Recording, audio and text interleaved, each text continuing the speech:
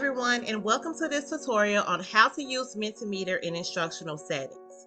Mentimeter is an interactive presentation tool that allows for real-time participation, making it perfect for engaging learners in a virtual or in-person learning environment. In this tutorial, I'll show you how to access and use Mentimeter and also share some ideas on how you can incorporate it into your instructional plan. First, go to Mentimeter.com. If you're new, you'll need to sign up. If you already have an account, just log in. Once logged in, click on New Presentation to start creating your interactive slides.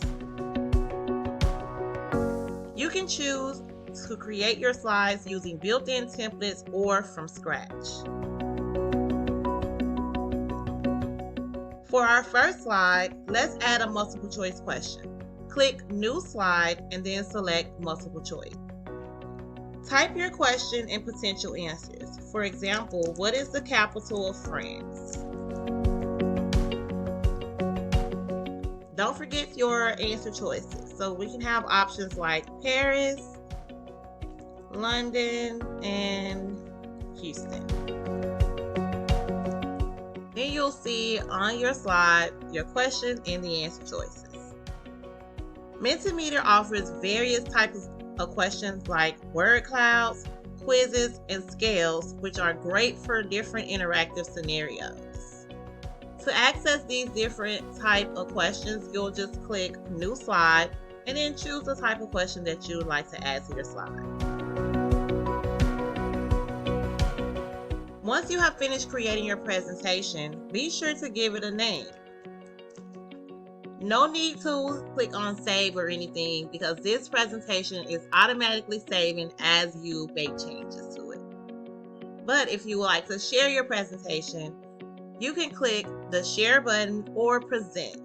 When you click present, it will allow you to share the presentation code with your learners, and they will be able to enter this code into the website and join your presentation. Learners can respond to questions using their smartphones or computers, making it a great tool for live polling and feedback. In my work as a training specialist, I often use Mentimeter to make my virtual and in-person training workshops more interactive. For instance, in one training course, I used Mentimeter as a quick knowledge check to gauge my learners' understanding of the skill that I was training on.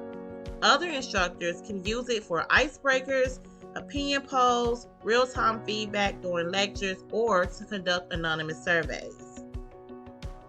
I encourage you to experiment with the different types of questions and interactive elements that Mentimeter has to offer to make your lessons more engaging.